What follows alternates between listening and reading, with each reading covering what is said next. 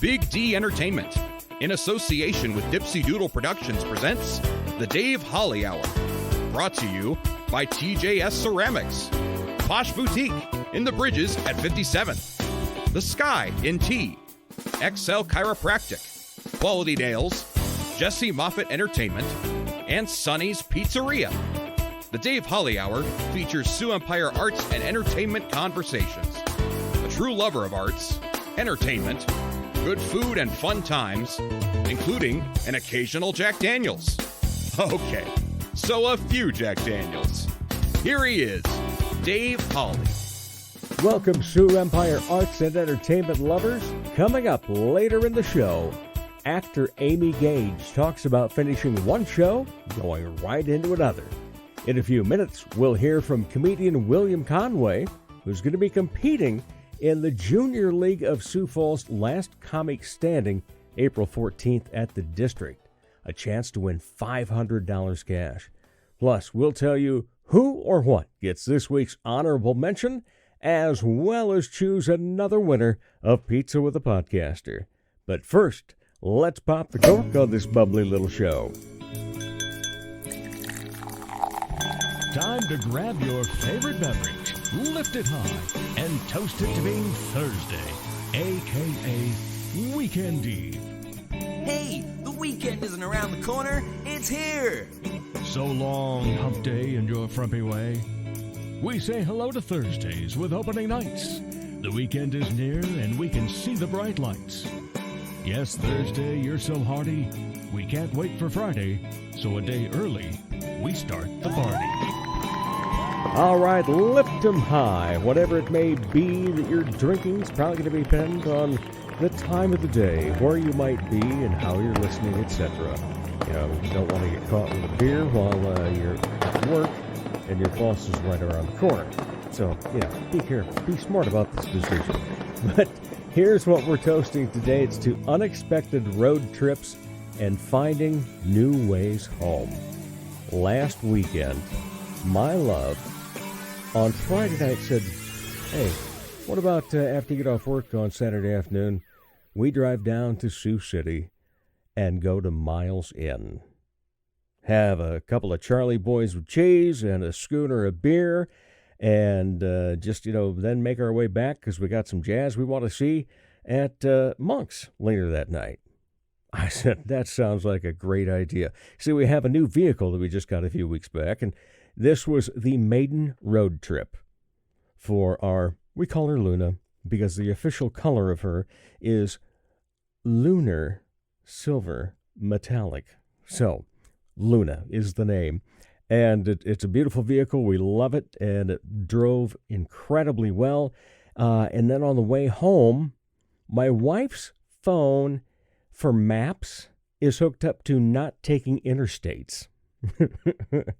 So the direction that the car, in its navigational ways and so forth, took it from my wife's phone, and we didn't hit the interstate for at least half of the way home from Sioux City to Sioux Falls.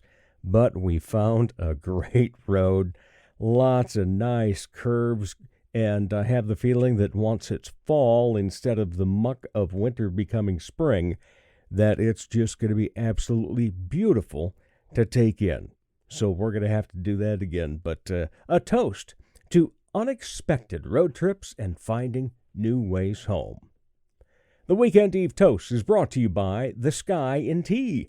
The Sky provides all-caps fun, and that is best had with friends. So, you and your friends, have fun playing darts. Have fun shooting pool. Have fun listening to great live music from local musicians. Have fun singing karaoke. Or have fun testing your knowledge at trivia. Maybe you need more room to hold a fun time for a company party or a benefit. Well, the Sky's big back room will fit the bill. No matter what's going on at the Sky, it's local and it's lively. It's time to choose a lucky winner of Pizza with a Podcaster. Everyone that follows the Dave Holly Hour on Facebook or Instagram is automatically entered to win a free pizza from Sonny's Pizzeria.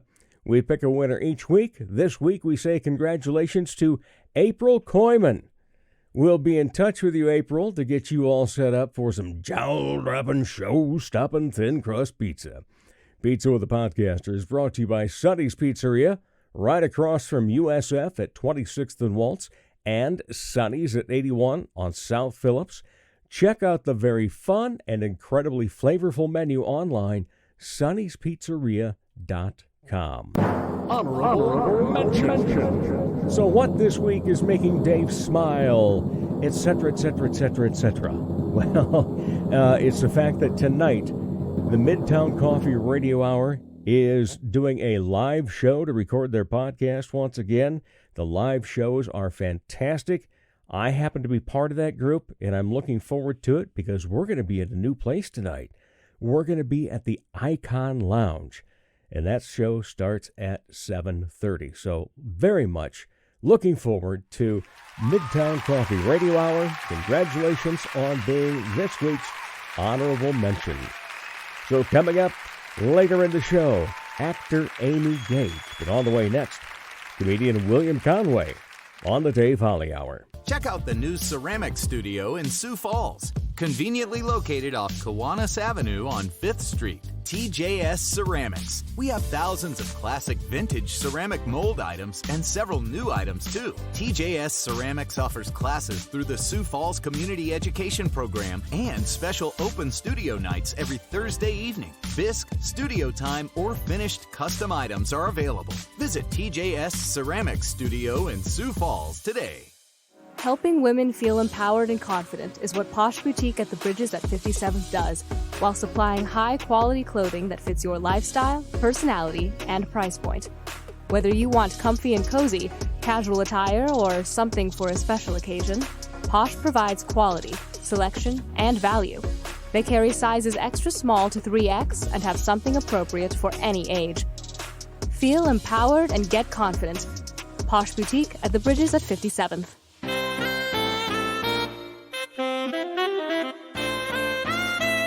For him, every day is a Holly day. Here again, Dave Holly. Welcome back, everybody. You've missed me for the past week, haven't you? Well, I have been out and about doing a lot of fun stuff, getting a lot of fun stuff ready for some upcoming things, and had the chance to meet up with an old friend the other day, so he came here. And from not Albuquerque, from Grants, New Mexico. That's right. Yes, William Conway. How are you? Hello, I'm good. Thank you, Dave. Glad Thanks for having me on. Oh, it's a pleasure, man. You know, I'll just we've been in communication ever since you've been gone, from time to time, and then you came by the other day, and it's like, well, might as well have him on. Well, thank you. Record him, yeah, and get a good conversation going. Because some people are saying to themselves, William Conway, I used to go to some comedy shows, especially a lot of, open mic nights, and I remember William Conway. Yeah. What happened to him? What happened to you? Well, I went to New Mexico. I did have some grand plans that didn't necessarily work out the way I had hoped or whatever. But plans have a tendency to do that. Don't they, though? I have done a few shows in the Albuquerque area in the time that I've been gone. But I've also been focusing on music, too, which is really cool. And I've gotten involved with another podcast called Coffee with the Dog, which is like a daily live stream Monday through Friday, 8:30 Central Time for most of your listeners, I'm sure. And I'm probably on that podcast a couple times. I was actually on it this morning for a little while. Okay. So, it helps keep the creative juices flowing. Well, tell us what that podcast is about, Coffee with the Dog. Yeah, Coffee with the Dog. It's hosted by Matt Napo, a super cool guy that lives in Long Island, New York. He's a musician and an entertainer. He's been in the business for decades, and he loves to feature comedians. So I was on his show probably 9 months ago. We had a super good conversation, just kind of really vibed. And so he invited me to come back and The next time I came back, he was like, you know what, you can just come around whenever, you know. So, you have carte blanche. like, huh? I literally can pop into the show anytime it's on. Like, I have like an access to, and what's really cool is like I get to help find guests. So like we've had Preston Williams on the show a couple times. Okay. And we've had some comedians from Albuquerque that I, got to know. And so, that's actually kind of been more fun for me, is to like help find guests. Right. And we had the dad and son from the Gen X Talks videos on the show, and that was a guest that I helped procure for them, and it's actually, I'm finding podcasting to be kind of more my speed, more my vein, whatever. Excellent. So it's a lot of fun. Yeah. So at some point we will hear the William Conway show. Yeah. I mean, I've had a podcast. I had it was called, You See, Here's the Thing. Yeah. I think it was like, I don't know. We probably did like 8 episodes. And then like now I don't even think you can find it under that name. I think we switched it to A Lord and His Lady when because my wife wanted to like do a podcast together, which we talk about all the time, but it just never seems to happen. But I went and changed like all the stuff so that we could start doing it, and then it just never took place. But I want to do one with my wife, because I think that would be super fun, because our banter back and forth is ridiculous. See, my wife has no inkling to be on the podcast, but she's number one fan. My love takes care of me. She works at the chiropractors that happen to be sponsors of this show. And so she's handing out my business cards, telling people about it all the time and so forth, but absolutely will not. No, she just won't come on the show. But she does similar things like you do. And then being an executive administrator of the show, she, hey, you got to get so-and-so on. You got to get so-and-so back on. Yeah. And don't forget about this coming up. Yeah. So, Right. But you're liking that part of being involved in a podcast. I really, really am. Yeah. It's a lot of fun. I hope I get better at it, of course. Well, that's kind of the thing about age. We're supposed to. Right. Experience helps. Yeah. Well, good judgment comes from experience, and experience, well, that comes from bad judgment. Right. Yeah. Usually. And I've had a lot of that before. You've had a thing or two in the past, haven't you? You might own that category. Almost. I think so. Maybe Charlie Sheen is probably.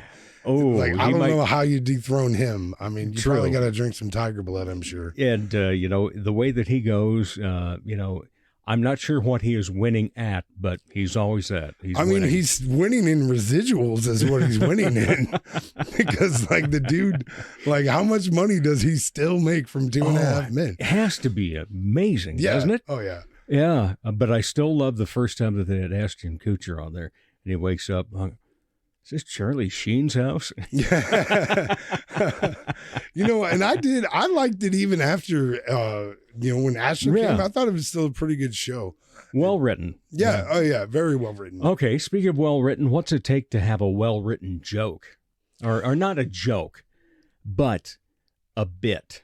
A comedy bit is so different than a joke. A lot of people say, hey, so-and-so should be a comedian because he can really tell some cool jokes. Right. There's a difference, kids. Oh, sure. But I mean, there's a lot to be said for that though, too, because like, and I don't, like Casey Eastwood, you know who that is? Yes. Okay. Yeah. He's a guy who can take a regular joke, like that guy's stage show is probably more regular jokes that I've heard throughout my whole life. But like he can present that stuff as a stage show pretty well. And like, like comedically, comedians may not like that very much, but to me, the ultimate goal is to entertain the audience. Exactly. You know what I mean? So as long as he's killing with the audience, what can you really say? Yeah. Who cares if it was a joke that, 1 million people have told 1 million times? Like if it can make you laugh right here, right now, what difference does it make? So, I mean, but to me, like I always go back to what George Carlin said. George Carlin said that you can make anything funny by taking one aspect of it and stretching it so far beyond belief that it's humorous. And so like probably my most requested bit is the slow death bit. Usually at the end of your show. Yeah, it's usually my closing bit. And the thing that makes that bit work is that it's just so extremely over the top. You know what I mean? Like, it's ridiculously over the top, and that's what makes it funny. Absurdity plus on that one. Yeah. You know, so that's kind of where I think. Well, see, you know, the other day when we were chatting, you know, before we decided to do the podcast together, I was sitting there going, and I never got around to asking you, hey, you still dying on stage at the end of your set? Right. So it's interesting that you say that too, because me and Preston Williams just did 2 shows in Fargo, and I did not die on Friday night. But the reason I didn't die is because the room set up, like the tables were like super close to the stage, and the stage was small enough that I couldn't die on the stage. I would have to go onto the floor in front of the stage. Right. And so I didn't have room for it. And so like, I was just like, all right, well, I guess I'm not dying, you know? And then Preston asked me, he was like, you didn't do slow death. I'm like, where was I supposed to die, bro? I'm like, there's no room. The tables are in the way. He's like, oh, we're going to move some tables then. Because like it is funny to me that like, I'm almost required to do that bit. And like I've even in Albuquerque, because Kevin Kennedy, he booked me a number of times for a number of different shows, and he always requested that I do slow, like he wanted me to do slow death, which like I don't always want to do it, especially at the same venue or whatever, but I mean, I get it, I guess. Right. And does it take a toll on your body when you do that? Sometimes. And I don't know if anybody's ever noticed this. Like, if you see me right after I come off stage, especially after I've done slow death, like, I am sweating so profusely. like, I don't know what it is. I don't know what it is about that bit. I mean, I think it maybe the strain that I put into the groans, because like I'm really like I tense up everything, and when I'm groaning, like I'm really, you know, like, and even just now that I could feel the heat energize, and so that's got to be it. It's got to be all that groaning that just and I have because I dropped to my knee. And I have like dropped too hard before on like a concrete, that hurt. Yeah. And I've ruined some pants crawling across the floor. But I don't care. You know, it's so fun. And I'll tell you this is actually a little bit of a secret, but I think kind of is something that every comedian is guilty of. I like to really zero in on somebody that doesn't want to buy into it. You know what I mean? Right. Like usually when I first start the bit, because it's like a 4-minute bit. Yeah. You know, and so when I first start the bit, there's usually somebody that I could see an eye roll from, or just like, oh God, you know. So that guy or that girl, I'm gonna just stare at you for a portion of what I'm doing and what I'm saying, because I'm not gonna stop looking at you until you crack, until I get you. And I know it's gonna happen. I know eventually you're gonna come to a point where you just can't take it anymore. You're like, all right, God, you know, and you give up and you start laughing. And to me, that's some of the best comedy out there. Is I love to make people laugh when they don't want to laugh. You know what I mean? And like Jeffrey Eggleston, I think I'm saying that name right. I don't know if you've seen him. He's been here in town a few times. I've not had a chance, no. He does some great comedy like that, because he does some like religious comedy. Like I think he sings. He has a guitar and he sings, and he does this song. I think it's called like Jesus Was a Lady or something like that. And like when he first gets into it, like it's a little off-putting, especially if you're of a Christian perspective, I'm sure. You know what I mean? But as the song progresses, it's just so damn funny that no matter how you feel about Jesus, you have to admit You're that gonna this crack. is, you know, Yeah. and I love bits like that. But I've always been that guy. Like when people are, I've had girlfriends hit me for making them laugh when they were upset. You know what I mean? You're not supposed to make me laugh right now. I'm upset. Yeah. Well, that's why I'm making you laugh. Get rid of that upsetness. Yeah. Yeah. There's a way to change that, you know. Now, do you have anybody that you don't like as a comedian? Because you were talking about the fact, that, some people will say, oh, here that bit comes, et cetera, et cetera. Right. He's telling a story that we all know the joke and the punchline to for the millionth time. Because I know some comedians in the area that, although they've probably never made more than $1,000 on a gig, dislike some of the major stars that, they got their shtick and everybody knows their shtick. Right. But they diss them for doing well with that. Is there anybody in that category for you? Yeah, I think it's everybody kind of knows that me and Bublets have had some issues. It's been public at this point. Matter of fact, I got chided this weekend for publicly going after him or whatever. And here's my thing, like comedically, there's a ton of comedians that I don't necessarily dig their material, but if they make audiences laugh, you're respecting it. Yeah, I want to work with you. Why wouldn't I want to work with you? One of the things that I did when I was here in town is I really tried hard to diversify lineups. And I don't mean just in like an ethnic sense or male, female. I mean in brand and in different styles of humor. Like I want a show that's got 3 or 4 different style comedians, because then pretty much no matter who's in that audience, somebody's going to be in your vein, bro. You know what I mean? Right. So if I set my show up that way, doesn't that seem a lot smarter? Doesn't that seem like I'm much more concerned about how the audience feels? I like the model. Yeah. Right. Yeah. And because to me, like I don't do this for me, bro. If I was doing this for me, I'd be out already 100%, because it's a headache. It's a super headache. I do comedy because I want to help people feel good, And so when people do things that quell the comedy fire, so to speak, you know what I mean? When people act in ways that don't raise the scene as a whole, you're worried about raising yourself. You want you and your style or your brand to further.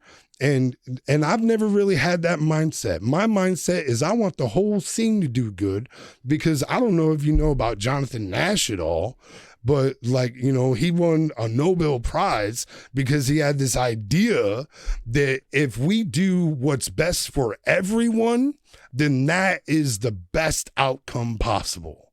You know what I mean? So maybe if, some people stop being so selfish, then the whole comedy scene in the area rises, and that was happening. That was happening for a hot minute.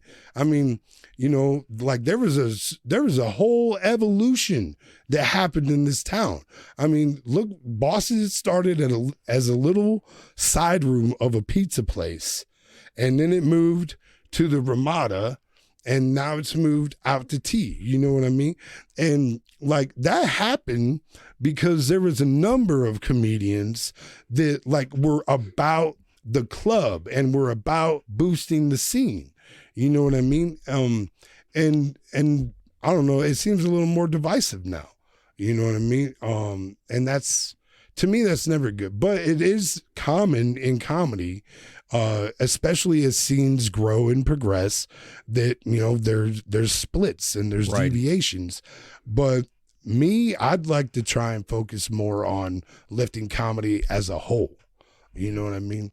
And which is why I love traveling, and I love, because listen, bro, I've never made a butt ton of money either. You know what I mean? But I feel like I've networked really well, and I feel like I have a lot of good relationships in a lot of different areas, and if I was a little more focused, I'd probably make better money, but I have a lot of irons in the fire. But part of why I have a lot of irons in the fire is I have a theory. Okay, like think of America like a big kindling, so to speak. All right. Okay, and think of me as an individual as like a little hot poker. You know what I mean? And I like to stick my hot poker in Dallas, and I'll stick my hot poker in Denver, and I'll stick my hot poker in Albuquerque, and I'll stick it in Sioux Falls. And, and the more places I stick this hot poker into this kindling, what's eventually going to happen is this whole thing is going to go up, and everybody's going to know who William Conway is. And that's okay with me. All righty. You know what I mean? Yeah. But will they know you as just a comedian, or will they know you as a singer? I know, right? Oh, man. You shocked the shit out of me the first time I ever heard you sing. Well, thank you. Yeah. Which was at Zach's birthday party, I think. I believe it was. Yeah. Yeah, I remember that. It was, we were next to that train track. Yeah. It used to be Books and Brews. Books and Brews, Yeah. That's right. That's the name Sadly, of it closed down. Did it? Yeah. Oh, that was a nice little spot. It was a great spot. It was. I did a Loved fundraiser there once Yeah? that nobody came to, by the way. But we did. Yeah, I think I sang Love Potion number 9. Yes. Yeah. My wife was there, and she was all happy because I did the little hip thing during the music part. Because I'm an entertainer first and foremost. True. And that's the thing. I can, I do call myself a comedian a lot.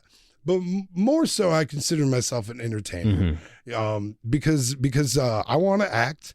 I haven't done a lot of acting. I've done a couple small independent things, but nothing major. But I would love to get into acting and stuff like that. So to me, it's about entertainment as a whole and not just comedy. And Matt Napo is actually how I got into that. So I had mentioned on the podcast with him that I was wanting to get into music, and he said to me, well, if you're really, he sent a message to me, and he was like, if you're really interested, I have this song that I don't necessarily want to sing, so I'm going to send you the demo, and if you learn it, send me some audio. And so that's how we did Lay Down Your Guns. That's completely written by Matt Napo, the lyrics and the song. And then he just sent me the demo. I learned it in like a day. And I literally, what you hear on YouTube right now, what's on YouTube right now, I recorded that on my phone, bro. Incredible. Yeah.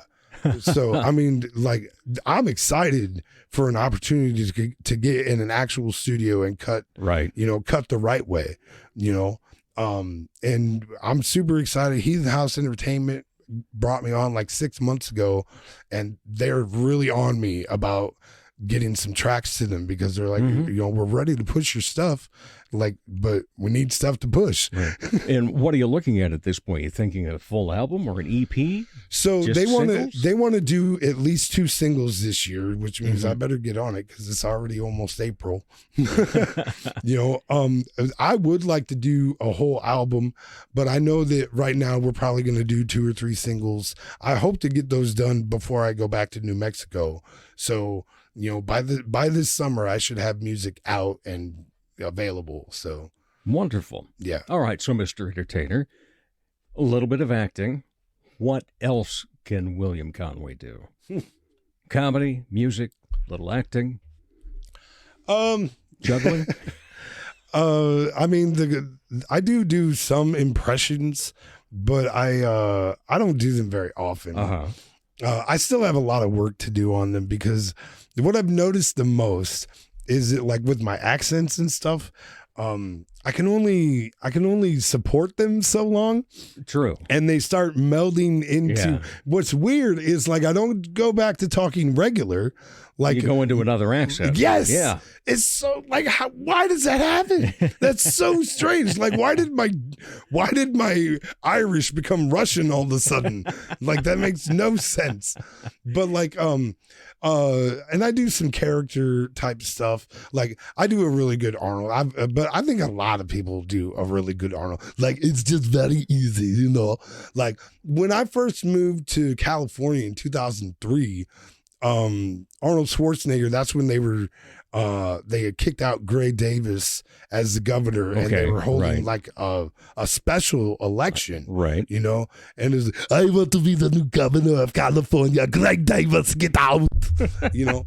And it was just like that's ridiculous. But the one when I was a kid, I used to love wrestling. Were you a wrestling fan? Oh, ever? yes. Yeah, I love wrestling so much. But I go back way back. I mean, to when Vern Gagne. That's probably relation to Preston, you know. And they were filming it in a studio in the Twin Cities. Really? Yes. And was that I went AWA? I can't remember what it was called, but it was just a Sunday morning is when it aired.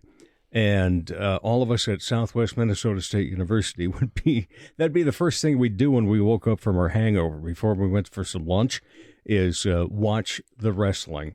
And that's where Hulk Hogan started, Adrian Adonis, and all of those. I'm pretty sure that's AWA. I think it was, but you know, and Mean Gene Okerlund was the announcer, and but my favorite of all time was the Crusher.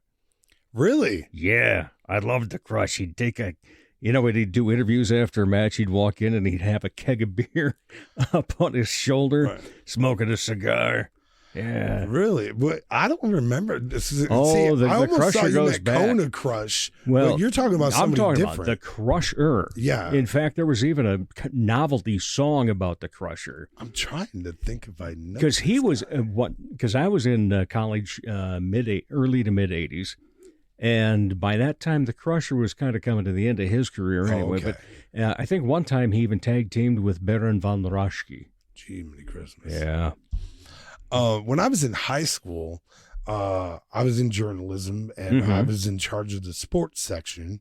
And I interviewed one of our classmates had a brother that did like some small circuit wrestling. And so I did an interview with him, and it was actually one of the coolest things, because how often do you get to, talk to a guy and get kind of the behind, especially back then, because this was like, God, 97, 98, something like that, and because nobody broke kayfabe back then, like you couldn't talk about, arrangements and stuff, like they didn't like it. It upset people. And so his name was the TS Aggressor. His real name was Travis Shillington, and he was a small no-name guy, but he had a match in Sioux City with Earthquake. Ooh. And as soon as he told me that, I was like, hold the phone. Hang on a second.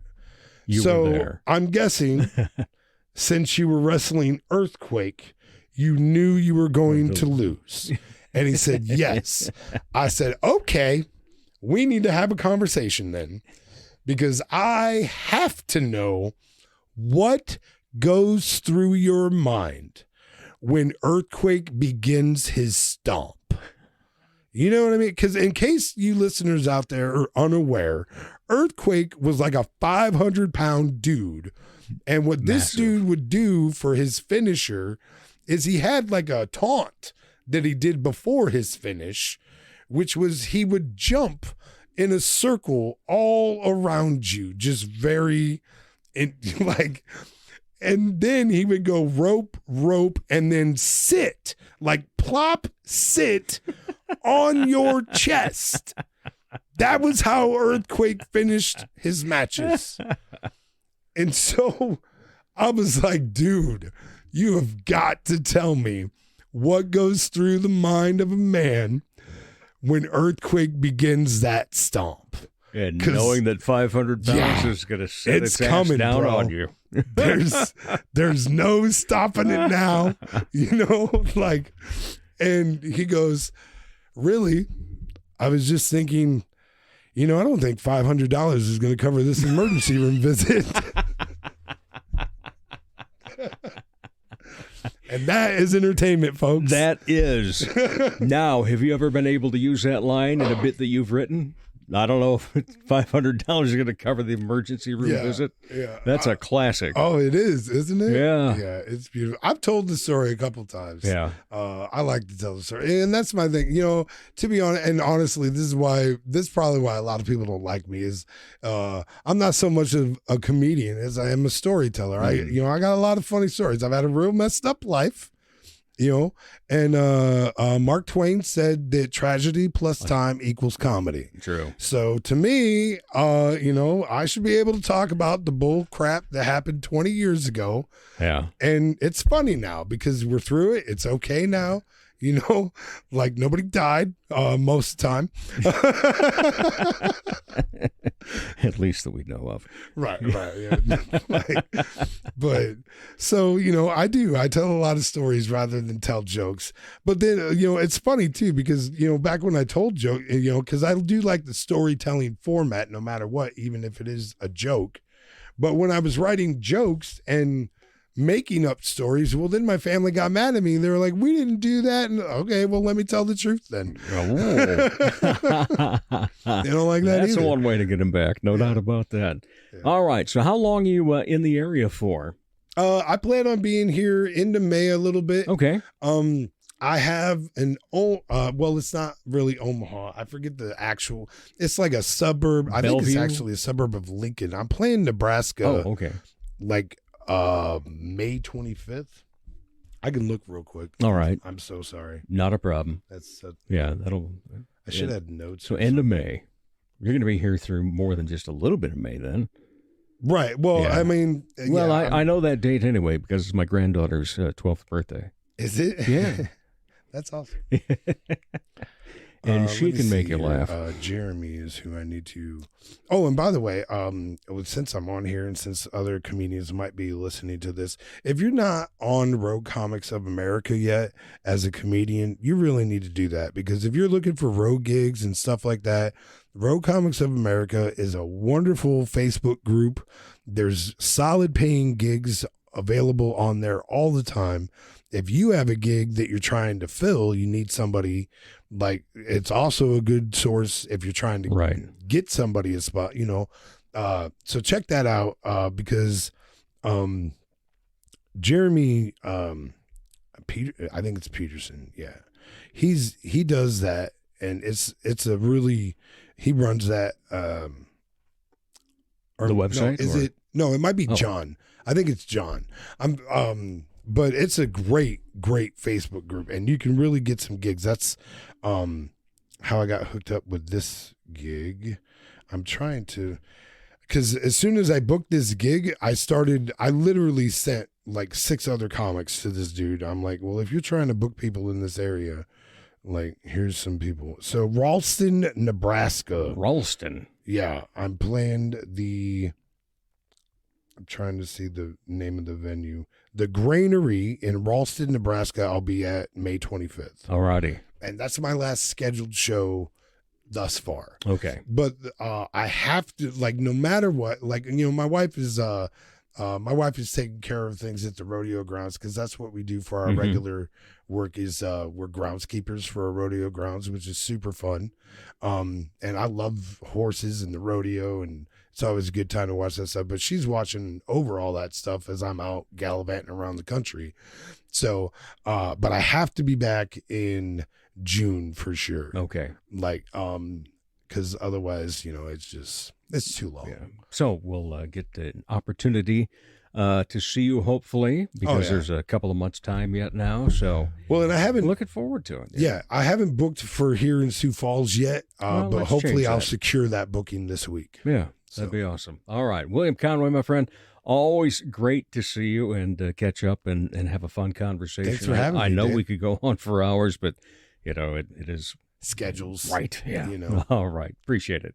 And we'll be back with more of the Dave Holly Hour in just a moment. Check out the new ceramic studio in Sioux Falls, conveniently located off Kiwanis Avenue on 5th Street. TJS Ceramics. We have thousands of classic vintage ceramic mold items and several new items too. TJS Ceramics offers classes through the Sioux Falls Community Education Program and special open studio nights every Thursday evening. Bisques, studio time, or finished custom items are available. Visit TJS Ceramics Studio in Sioux Falls today. Comedy magician and hypnotist Jesse Moffat's right. He can't play the piano, but he can sure entertain crowds with his amazing magic and clever quips. His shows always make the participants the stars, especially when they've fallen asleep on stage. They've been hypnotized. Are you the party planner in your group? Then you owe it to your group to make the event magical, even if it puts you to sleep. Here's how. For booking information, go to Jesse Moffat Entertainment on Facebook. That's JESSEMOFFITT. Or call 605-929-0964. He's a bit flirtatious, but most of all, fun. Once again, here's Dave Hawley. Welcome back, everyone. Oh, you know what I'm going to say, don't you? It is always a pleasure to talk Sioux Empire arts and entertainment, and it's always a great pleasure when I get to have a new guest on as well. And today, this is a lady some of you may have been saying for a few years, hey, where's she been? We used to see her in so many things. And now, all of a sudden, she does one thing and jumps right into another. The actor Amy Gage. How are you? I'm good, Dave. How are you? Yeah, if I were any better, I'd be twins. I love you so much. It's always fun to be around you, and we got acquainted recently because we were both in Premiere Playhouse, the premieres. Yes. But interestingly enough, we were in two different shows. That's true, too. Same night, every night, and we had a great time getting to know each other, and you were part of Broadcast Theaters, Broadly Speaking, and Other BS. Correct. And you got into that and did a marvelous job, by the way. Thank you. And then I was in the show that was after that with as it's now being referred to by many as a cameo appearance.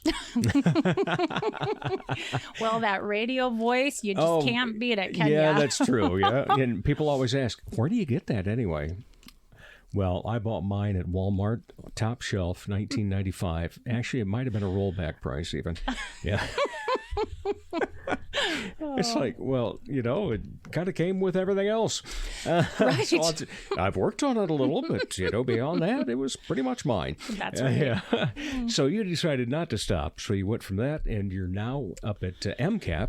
Yes. Mighty Corson Art Players. You're going to be in Long Last Leo. Correct. And we'll get to all that in just a bit. But so tell us what, first of all, was the yearning to get back on stage?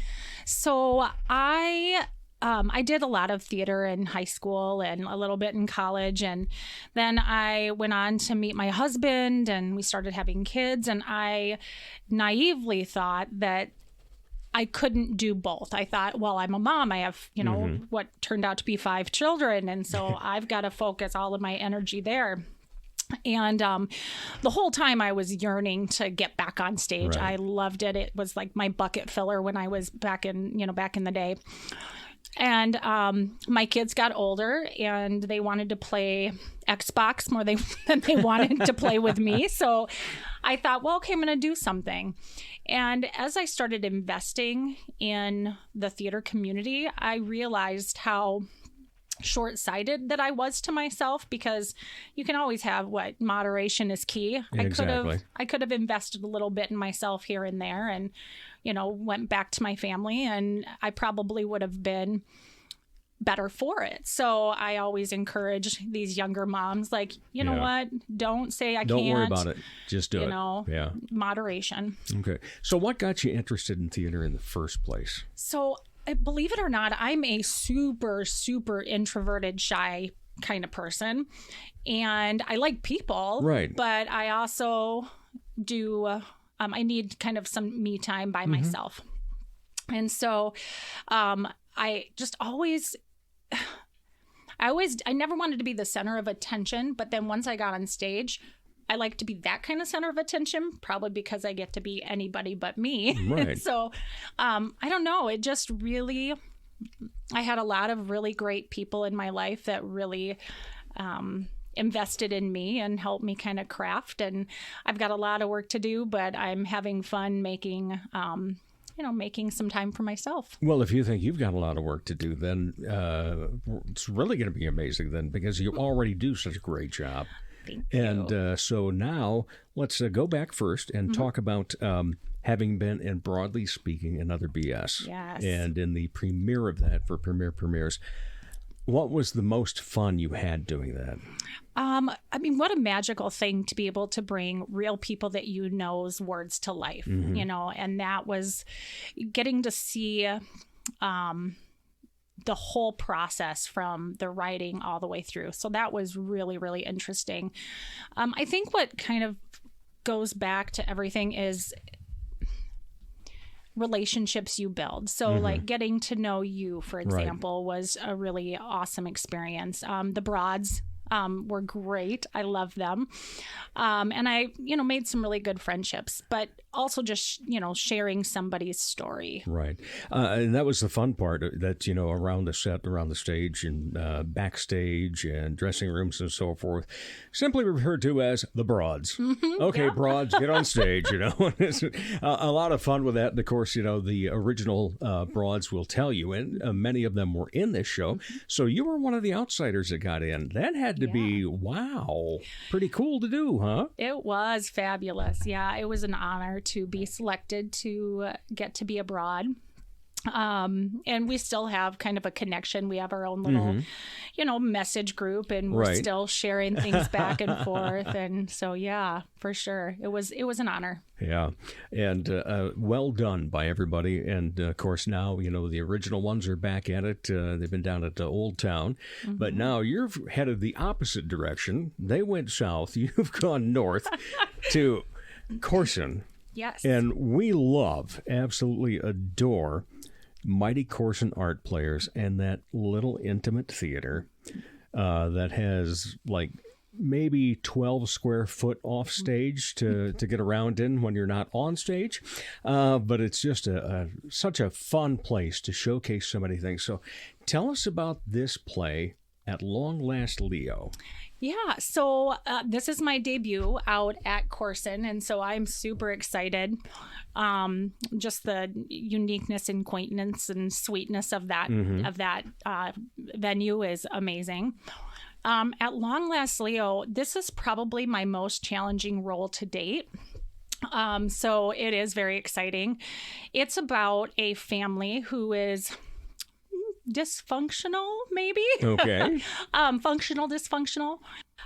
So it is about the title character, Leo, is a kiddo that's been away from home, coming home, away from home. And while he's been gone, he has written this 638-page manifesto, this declaration of how life can be and how life should be. And he's coming home to his family and his community, and he wants to share it with everybody. There's a mom who I play, and she has a mood disorder, like, depression, that kind of thing. Then dad is kind of a philanderer. One of those. But he's really trying to kind of keep the family together. He really, he loves his family. His sister is this wonderful, lovely, funny character that I think everyone will love as much as we do, who is a single mom and just kind of trying to juggle life as it comes to her. And then Gloria, the little neighbor girl, is the relationship she builds with Leo is very sweet and fun to watch. And so it's all about how he tries to share his message with his family, and he can't get anyone to sit down and read the darn thing. But at the end of the day, I think it's going to be a very moving and a very touching story on so many levels, and I'm excited to share it with everybody. And nobody in that family actually fibs and says, "Oh yeah, I read it. It was great." You know, they didn't do that. Oh, okay, No. so at least it's an honest, dysfunctional, functional family. Yes.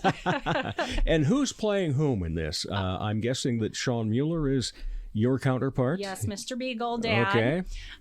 Then Ryan Howe is our lovely Leo. Mm-hmm. And then Grace. What's that? Grace Gilden? Yes, Yes. Grace Gilden is Gloria, and she's Okay. fabulous. And then Elise, Kellogg? thank you. Yes. I was just like, oh, the name was there, and then it disappeared. Yeah, and so, you know, some pretty good actors out there.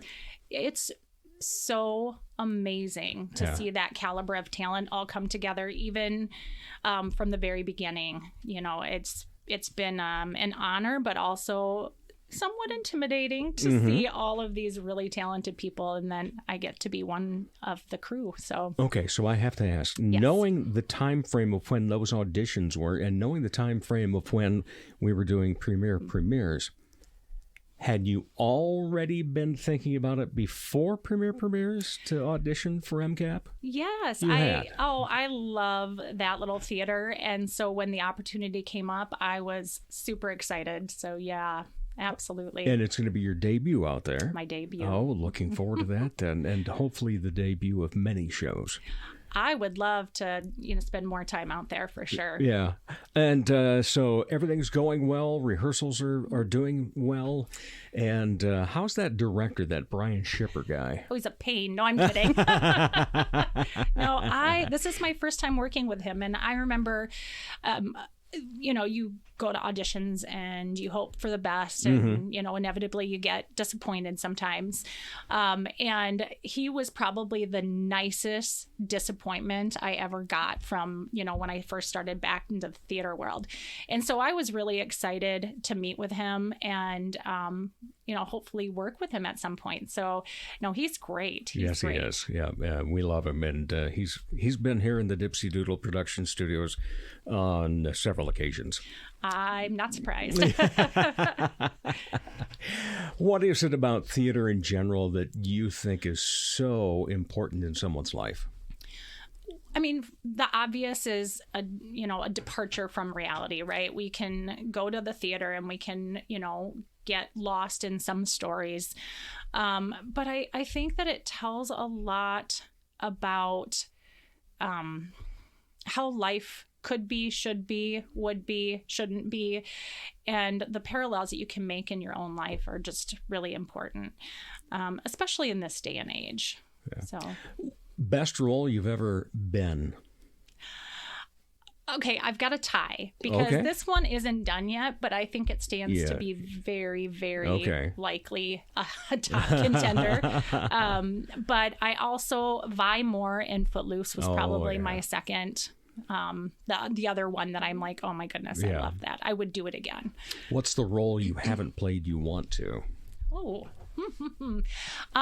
Rabbit Hole. I would love to play the mom in Rabbit Hole. So I hope that comes back around someday. I do too. Boy, that was an amazing show. Oh, it was so good. So well done. Yep. Are you surprised at how well theater has come back in this area? Because, there was a downtime. And then, we just had this explosion over the past decade, maybe even two now, of the arts becoming very strong and theater coming back, not only coming back, but in a bold way too. It's no longer, let's just do Annie, get your gun. No. There's challenging things. How do you like that, first of all, as a fan, and then second of all, as an actor? That is a good question. I get in one per interview. Okay. Okay. So here it is. Let's mark it down. The rest are, no. So as a patron of the arts and a passion that has a passion for the arts, the more the merrier. Like just, they're really, the caliber of actors are really great, and the stories that are out there that we get to tell are great. And so that's fabulous.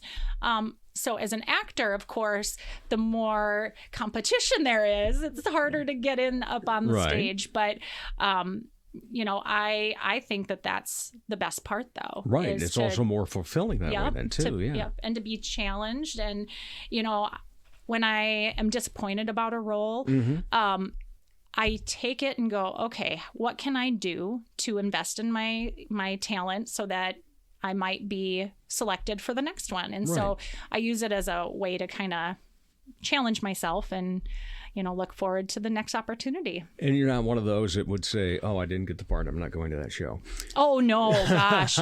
No way. Yeah. Nope. I've never been like oh my gosh, why didn't they give it to me? I deserve it more. I'm always more the like, okay, I can't wait to see what they're going to do with it. And, and so then, I know I would never not go because of that. So, no. What do you like going into an audition? What are you one of those that goes, oh, I'm just going to go bold. I really got to do something over the top, or you play it safe, or do you read the room when you're there? So, notoriously speaking, I am not the best auditioner. I'm known for it. So I get two in my head, and I would say that has evolved as I started getting back into theater. So initially, I remember my first audition might have been MCAP, and my voice was shaking, my hands were shaking, I couldn't read the script. I'm like, oh my gosh, what's wrong with me? So I've gotten stronger with auditioning, but I still am just a nervous wreck, Dave. I am a nervous wreck. And I don't know why, but I just am. Well, after the conversation's over, I'll give you my tip for getting relaxed before an audition. Okay. What do you hope to accomplish as an actor? I just want to keep telling stories and hopefully powerful ones. The show out at MCAP this season right now is an example of how beautiful storytelling can be. And I leave those rehearsals saying, if I can do a quarter of what I've got in my head and everybody else does what they're doing right now, this stands to be the strongest show I've ever been a part of. Wow. Yeah. It's just really quality stories and quality actors and quality director. So yeah, and one of the other things that's been so fun about the explosion of arts again is seeing all the little things that come up too. Besides MCAP, and we've got Old Town. They've been in existence many years, 40 each. We've got Premiere now, and what was Sect, but you've also got Good Night Theater, and then you've got the Broads. And broadcast theater, and then there's monstrous little theater, and the places that are hosting these as well, wineries and tap rooms, things along that line, book cooperative. It's just amazing to see what's taking place. Is there anything we're missing? As far as other examples? No, in terms of everything we have for art now in this town. What is there one niche that we still need to zero in on? I think just keep more of what we're already doing. I love dramas, so I'd like to see, Monstrous is a big dramatic theater company, but I'd like to see more dramas. Although we had a little debate the other day, one of us was saying, oh, we need more fun and funny, and, I want to go to the theater and, laugh, and I'm like, not me, I want to go and I want to cry, and I love making people cry. That's my favorite. Bring the box of tissues. That's right. Steel magnolias. No. So, I think we're doing a great job, but I'd like to see it continue to evolve and grow. All right. Well, and let's go back. We're flip-flopping a little bit here on everything, but it's worth it to get it in the right perspective of the fact that, we just finished up with premieres, locally written, produced, and they're going to do it again. Does Amy Gage have any inkling to be a playwright? You know, I love writing, and I do actually. I just don't know that I have that killer idea that I've put all together. But yeah, I love writing. So, you know, maybe if there's somebody that wants to like go into business with me and we can be co-writers, I would be game. Sometimes it takes that like first push step for me. So well, yeah. I've got ideas. So all right, I got my partner, guys.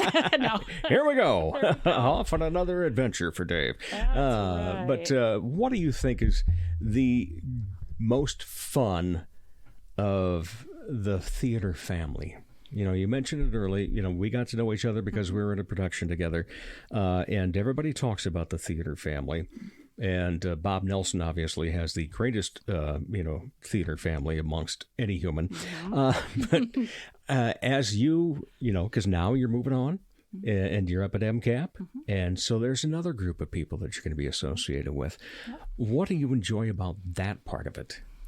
As far as just, being, that you've got people that you can count on because, you've been in a situation with them. Maybe you flubbed a line, maybe they flubbed a line, and each of you had each other's back. Yep. And, when the play's over, you still have each other's back, don't you? We sure do.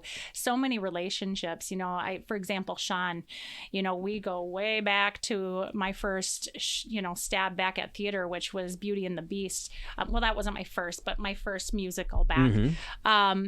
So you go through tough times, and those are the people that you can call on, and you can say, hey, guess what? I could use your support or your love.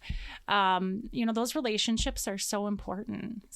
And I do think you're right. It stems from being able to trust them with you not landing flat on your face on stage in front of a huge group of people, So yeah, it's a special relationship, as you, I'm sure, know as well. One group we forgot to mention, Bear Botkins. That's as we're starting to head, well, we hope we're heading to summer. Copy? But that's another one, and in a park in the summer. Right. Take some water along with you to stay hydrated. But, there's it's been such a great explosion. The other thing that I love, and I say this often on this show, is it's not competition, it's collaboration. Yes. And we've been so fortunate. And, there's going to be roles you don't get. Right. So you competed for a role, you didn't get it. Yep. But there's going to be times the other person is saying that, I didn't get it. But yet you still go to the shows. Yeah. You still like to enjoy things. And it doesn't stop people from being in different theaters, because it used to be, if somebody was in Sect, they were pretty well in Sect. If somebody was Old Town, they were Old Town. MCAP. Yeah. Now, you look at the established actors that we have, you're going to see the resume at all three. And it's just so much fun to always read that. And, they enjoyed their part over here. And see, that's the other thing, is that when those bios go into the playbill, they're not being edited to say, we can't talk about another theater. No. Yeah. No, never. So it's just a great thing. And hopefully, there's DAPA as well. Yes. And we just saw Beauty and the Beast Jr., and it was absolutely amazing. Yes, they did so good. One of the most well-deserved and longest standing ovations that I've ever experienced at the Orpheum. And, we don't have kids, and our grandkids live north, so they're not here and involved in it. And people will ask us often, well, why are you going to that? You don't have any kids. Because we're seeing the people that are going to be up on stage for the premiere, for Old Town, for MCAP, and all the rest of them coming up. Yes. And, we have people staying here now because the arts are available. Yes. Yeah. So it's wonderful, and so thankful that you happen to be a part of it. Thank you. But my question is, I like to end on these two questions. Sometimes answer to number one means we don't need to have to ask answer two or question two. So question number one then would be, when you were not involved in arts and entertainment, What do you like to be entertained by? Ooh. Okay. Do I want to answer this honestly, or Yes. do I want to answer this with maybe the right answer? You can do both. We have No. time. I am a reality TV junkie. Really? Oh my gosh. Give me The Bachelor. Give me all that. Love is Blind wow. on Netflix. Is What like, about this new one with the farmer? No, I haven't. I tried. I couldn't get into that one. I tried. But yeah, Love is Blind is probably my favorite. Oh my. So yeah, I'm waiting for Friday's episodes to get dropped. Okay. And So it's very sad and pathetic. Housewives? Yeah, well, I've watched Real Housewives of Orange County. Okay. I don't get into all of them. Who has time? I have True. 5 kids. Yeah. I've got to pick and choose. But yeah, reality TV, it drives my husband absolutely mad.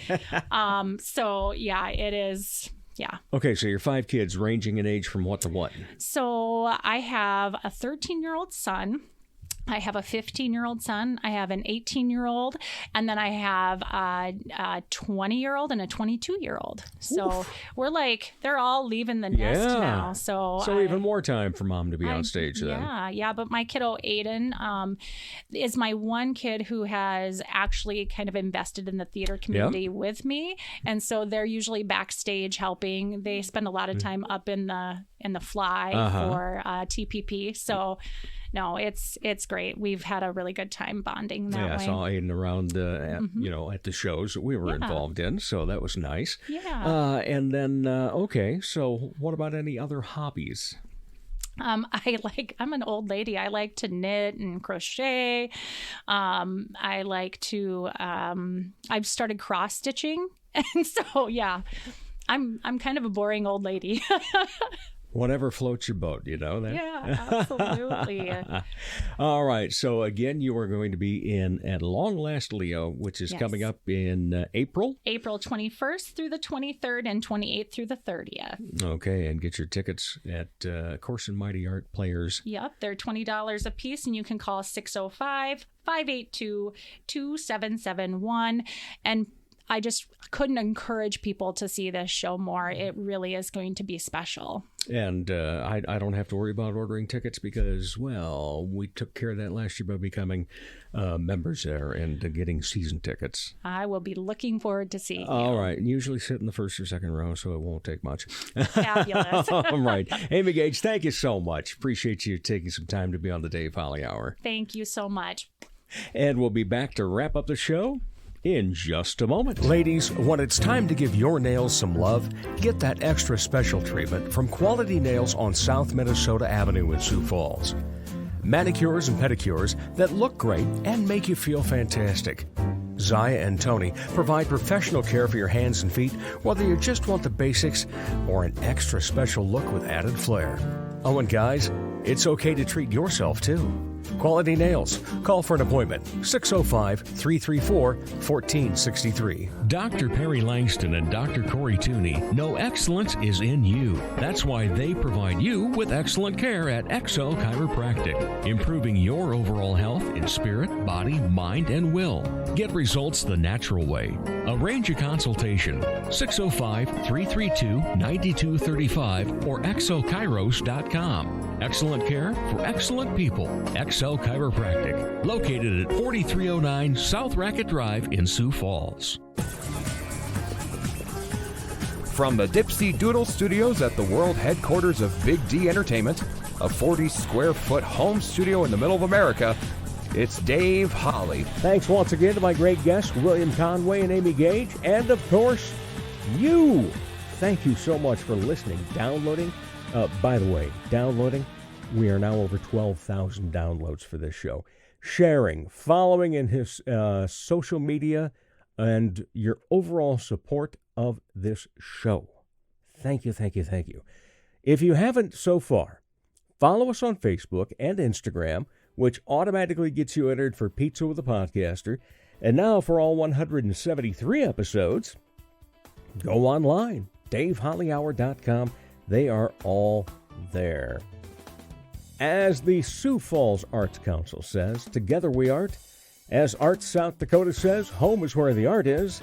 And as I say, put some art in your heart. Remember, I'm Dave Holly, and for me, every day is a holiday. The Dave Holly Hour has been brought to you by TJS Ceramics, Posh Boutique, The Sky in Tea, Excel Chiropractic, Quality Nails, Jesse Moffitt Entertainment, and Sonny's Pizzeria. If you would like to contribute to the continued success of this podcast, simply buy Dave a cup of coffee. Go to davehollyhour.com and look for a coffee cup icon in the lower left. The Dave Holly Hour is produced in the Dipsy Doodle Studios by Big D Entertainment. Thanks for listening